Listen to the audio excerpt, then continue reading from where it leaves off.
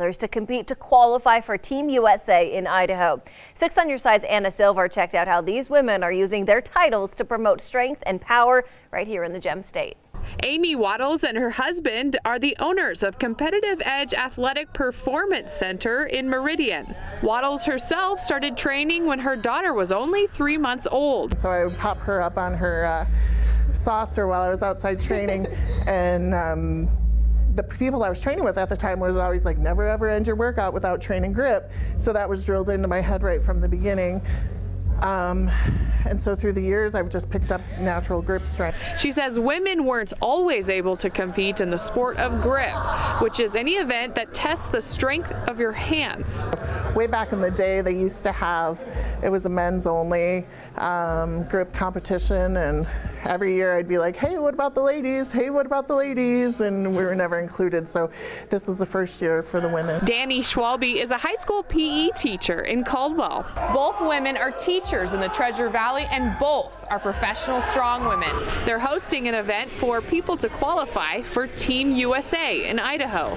I think it's huge. I mean, the women locally, number one, we're a tight group and always pushing each other. It's something both say can have a huge impact on someone's life. I don't think if I wasn't a PE teacher, I probably wouldn't take it as seriously, or it wouldn't matter that much to me, but like, they're supposed to look up to me. I'm supposed to be a role model. So, and I'm a nobody from Boise, Idaho. If I can do it, they can do it. Anna Silver, 6 on Your Side. Well, in Boise, thousands of people are expected to bring in the new year at Capitol Park for the 6th annual Idaho Potato Drop. This is footage from last year's event. As the clock struck midnight, that giant potato lowered in front of the state capitol building in front of a cheering crowd, of course, plus a fireworks display. But in addition to the live music all evening, people can also go to watch professional athletes at the Big Air Rail Jam. For spectators to basically see the ski and snowboard event. So it'll have some rails, and it'll have a jump, and it'll have a pull-in crank start with a winch, a high-speed cable winch that'll pull kids in and hit some sort of jump. Crews from Gateway Park and Eagle are transporting those huge cubes of snow down to the Capitol for that big event. Festivities will be running New Year's Eve from 3 p.m. to 1 a.m.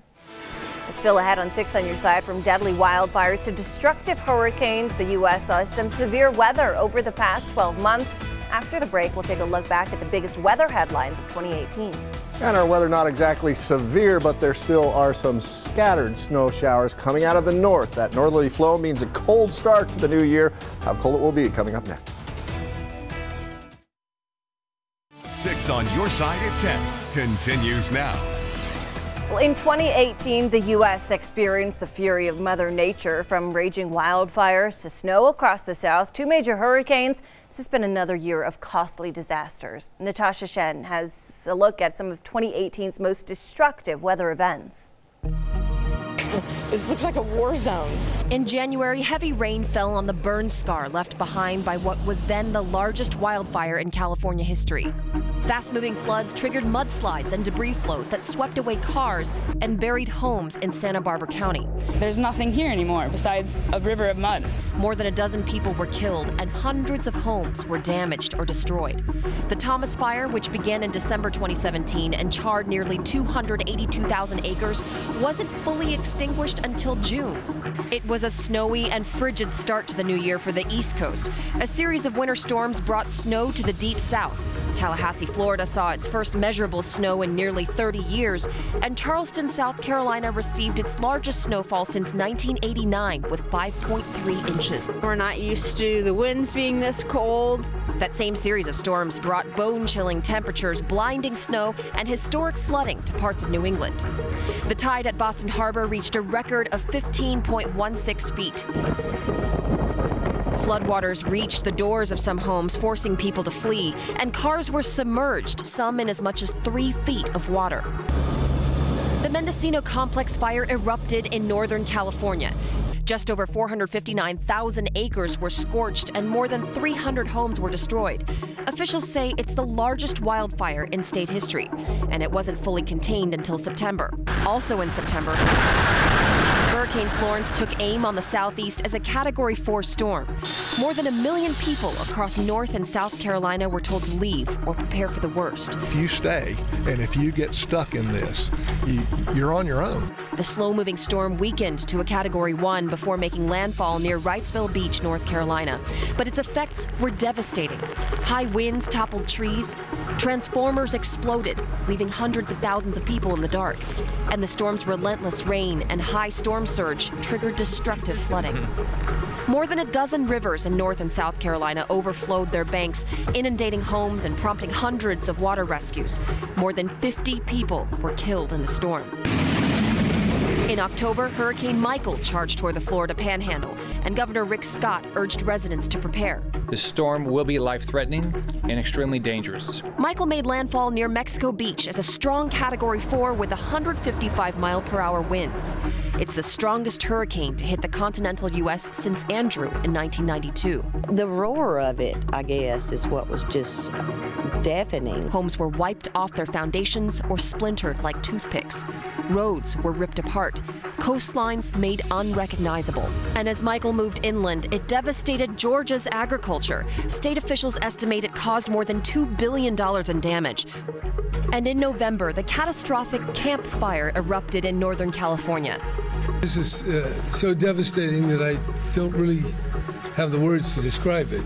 Fast-moving flames, fueled by winds, devoured everything in their path.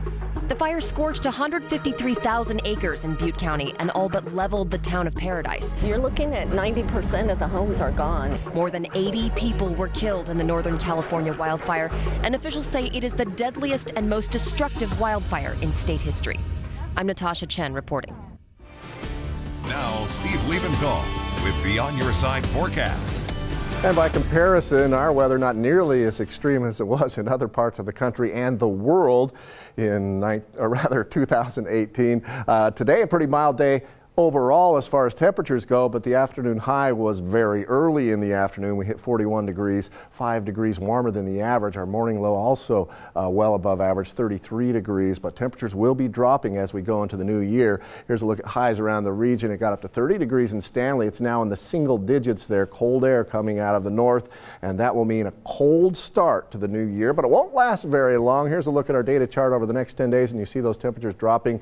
Tuesday morning, that's New Year's Day, 30 for the afternoon high after a morning low in the single digits in Boise, and then those temperatures start to climb back up. And for the next 10 days, after those first 2 days, we'll see temperatures going to above average. Here's what happened at Brundage Mountain overnight and mostly this morning as the snow piled up to about 6 inches. Then another blast came in late in the afternoon, right around 8 inches for Brundage Mountain, the big winner as far as snow goes, as far as I can see. Bogus Basin got about 6 inches, and generally we saw 4 to 7 inches at the resorts in the west central mountains. Sun Valley didn't get quite as much, but some fresh snow there as well. And there's some snow on Highway 55. This is our Smith's Ferry cam, and it does show that snow between the tire marks, so there will be some icy spots if you're headed off to the north. Not much left as far as watches, warnings, and advisories. Of note is this area in red, and that's an avalanche warning for the Island Park area. We also see avalanche warnings in parts of Montana because of the wet, heavy snow that fell on top of light snow, and also the wind pack on that snow really creating the potential for avalanches on steep slopes. There you see those snow showers kind of dwindling as we go through the last several hours. Not much happening now, with the exception of some light snow showers just to the west of Caldwell and down over the Owyhee Mountains. We're seeing some light snow showers. These should continue to dwindle out as we go through the evening. We'll see clear skies by early tomorrow morning. That will lead to the potential of some fog. The northerly flow really cooling our temperatures over the next 48 hours. So again, we'll start the new year out on a cool note. Our futurecast showing those snow showers dying off, with the exception of just south of Twin Falls. This is tomorrow morning around 9 o'clock. If you're headed down to Jackpot to celebrate the new year, you might see some snow on the highlands between Twin Falls and the Nevada border. But aside from that, things clear out nicely for the new year. We'll see sunshine, but again, it will be chilly, especially in the morning. Down to 19 for the morning low in Boise tomorrow. Northwest winds at 10 to 15 miles per hour in the afternoon, but we will see some sunshine. In the west central mountains, temperatures will also be dropping. It will be a chilly start to the day, in many places. Pine down to 6 degrees, McCall down to 10 degrees, and only up to 21 in the afternoon. Watch for some patchy fog in that region as well. East Central Mountains partly cloudy and cold, -1 for Stanley. Might even get colder than that, only 16 for the afternoon high. The Magic Valley will be less windy than today, partly cloudy, but a cold start with those lows in the teens, and afternoon highs only hitting the low to mid 20s. Our extended forecast shows that 14-degree temperature to start out the new year. That's New Year's morning, Tuesday, and then temperatures start to rise as another storm system approaches. We have a slight chance of some more precipitation coming in next weekend, and temperatures that will be close to 40 degrees. Gotta start our snow dances. Yes. Yeah, all right, thanks, Steve. Still ahead on 6 on your side, the federal government shutdown continues into its 9th day as President Trump places blame solely on Democrats. Details coming up next. 6 on your side at 10 continues now. The government shutdown is now in its 9th day with no end in sight, and both sides are digging in. There might be some light at the end of the tunnel, though. Republican Senator Lindsey Graham met with the president for lunch today and gave a hint of guarded optimism that both sides can come to an agreement. Linda Lopez reports. 800,000 federal employees remain either furloughed or working without pay as the government shutdown stretches into its 2nd week. The president's last meeting with Democratic leaders 19 days ago. I am proud to shut down the government for border security. But now he's calling this the Schumer shutdown in a tweet, adding no thanks to the Democrats who left town and are not concerned about the safety and security of Americans. With negotiations stalled, the president is telling us what he wants, and he's willing to do some things to get what he wants. What Donald Trump and the Republicans want to do is waste $5 billion in taxpayer money on an ineffective medieval border wall that is a 5th century solution to a 21st century problem. Both sides continue to dig in and shift blame. Can we stop hating each other enough up here to find a way forward that'd be a win-win? And I think we can get there if everybody will start talking to each other. As the president continues to push for a border wall, some in the administration believe a multifaceted approach is needed to deal with illegal immigration. We need a sober-minded, nonpartisan look at our immigration laws to really confront and grapple with the fact that children and families are coming into this cycle. We also need to invest in Central America. But that contradicts a tweet from the president last week saying he'd be, quote, cutting off aid to Honduras, El Salvador, and Guatemala. Linda Lopez, ABC News, New York. Well, the countdown is on to 2019, and New York City is getting ready to host one of the biggest New Year's Eve parties on the entire planet. The confetti has been tested, the ball drop rehearsed, and ready for revelers ringing in the new year. More than 2 million people are expected to pack into Times Square, and security will be tight. Thousands of uniformed and undercover officers will be on duty, with more than 50 K-9 units combing the crowd. Authorities are also banning backpacks, coolers, umbrellas, and alcohol.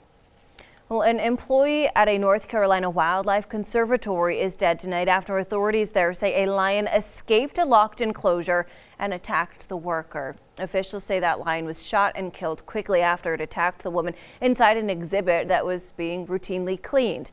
The victim has been identified as 22-year-old Alexandra Black, who graduated from Indiana University just earlier this year. She was a college intern and had been employed at the Conservator Center for just 2 weeks. Still ahead on 6 on your side, from migrant caravans and midterm elections to the Mueller investigation and meetings with North Korea. 2018 was a busy year in U.S. politics. We'll take a look back at the biggest political headlines of the year up next. On your side at 10 continues now. Well, 2018